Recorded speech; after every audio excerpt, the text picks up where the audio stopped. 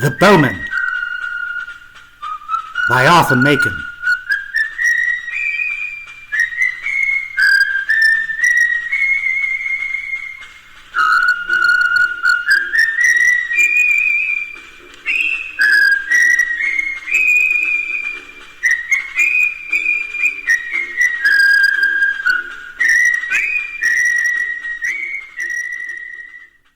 It was during the retreat of the 80,000, and the authority of the censorship is sufficient excuse for not being more explicit. But it was on the most awful day of that awful time, on the day when ruin and disaster came so near that their shadow fell over London far away, and, without any certain news, the hearts of men failed within them and grew faint, as if the agony of the army on the battlefield had entered into their souls. On this dreadful day, then, when 300,000 men in arms with all their artillery swelled like a flood against the little English company, there was one point above all other points in our battle line that was for a time in awful danger, not merely of defeat, but of utter annihilation. With the permission of the censorship and of the military expert, this corner may, perhaps, be described as a salient, and if this angle were crushed and broken, then the English force as a whole would be shattered, the Allied left would be turned, and Sedan would inevitably follow. All the morning the German guns had thundered and shrieked against this corner, and against the 1,000 or so of men who held it. The men joked at the shells, and found funny names for them, and had bets about them, and greeted them with scraps of music-hall songs. But the shells came on and burst, and tore good Englishmen limb from limb, and tore brother from brother, and as the heat of the day increased, so did the fury of that terrific cannonade. There was no help, it seemed. The English artillery was good, but there was not nearly enough of it. It was being steadily battered into scrap iron. There comes a moment in a storm at sea when people say to one another, "It is at its worst. It can blow no harder." And then there is a blast 10 times more fierce than any before it. So it was in these British trenches. There were no stouter hearts in the whole world than the hearts of these men. But even they were appalled as this 7 times heated hell of the German cannonade fell upon them and overwhelmed them and destroyed them. And at this very moment they saw from their trenches that a tremendous host was moving against their lines. 500 of the 1,000 remained, and as far as they could see the German infantry was pressing on against them, column upon column, a grey world of men, 10,000 of them, as it appeared afterwards. There was no hope at all. They shook hands, some of them. One man improvised a new version of the battle song, "Goodbye, goodbye to Tipperary."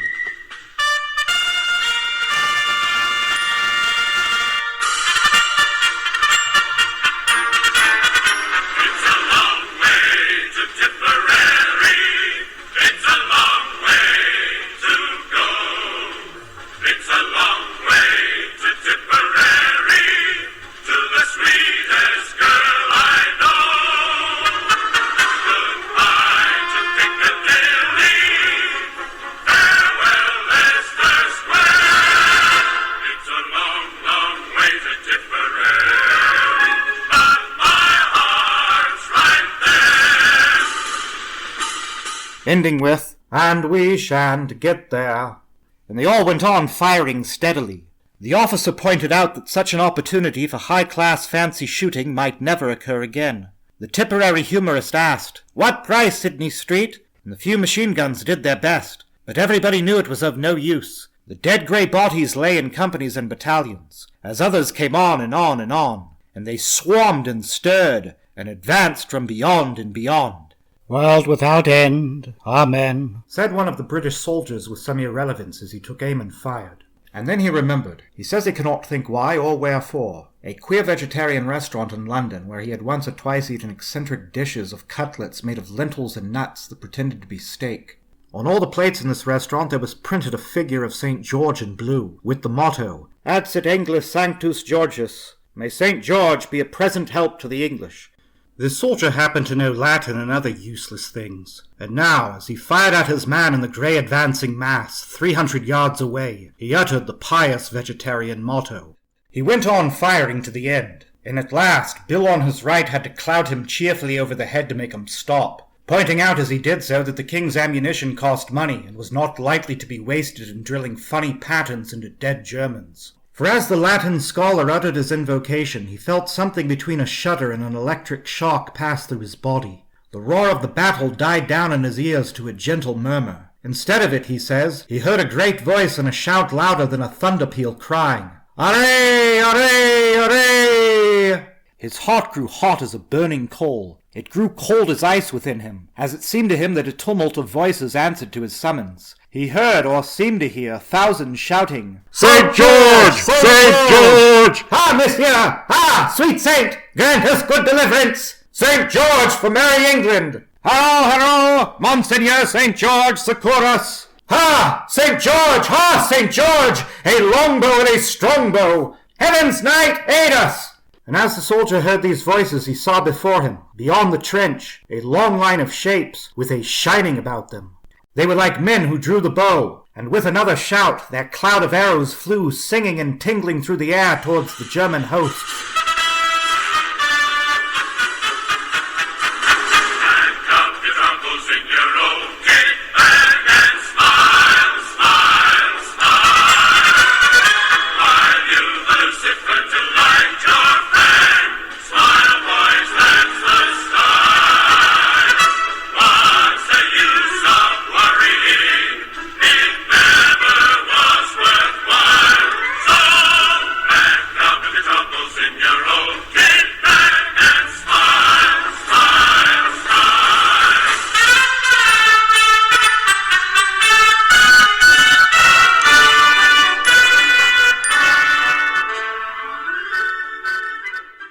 The other men in the trench were firing all the while. They had no hope, but they aimed just as if they had been shooting at Bisley. Suddenly one of them lifted up his voice in the plainest English. "God help us!" He bellowed to the man next to him. "But what blooming marvels! Look at those grey! Gentlemen, look at them! Do you see them? They're not going down in dozens nor in hundreds. It's thousands it is. Look, look! There's a regiment gone while I'm talking to ye. Shut it!" The other soldier bellowed, taking aim. "What are you guessing about?"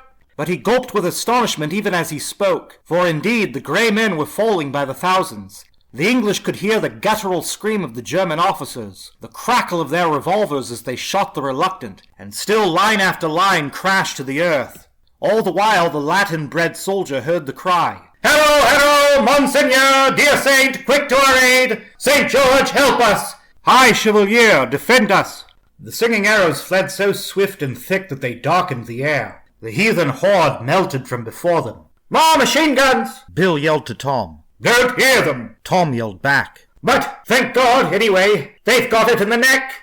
In fact, there were 10,000 dead German soldiers left before that salient of the English army, and consequently there was no Sedan. In Germany, a country ruled by scientific principles, the great general staff decided that the contemptible English must have employed shells containing an unknown gas of a poisonous nature, as no wounds were discernible on the bodies of the dead German soldiers. But the man who knew what nuts tasted like when they called themselves steak knew also that St. George had brought his Agincourt Bowmen to help the English.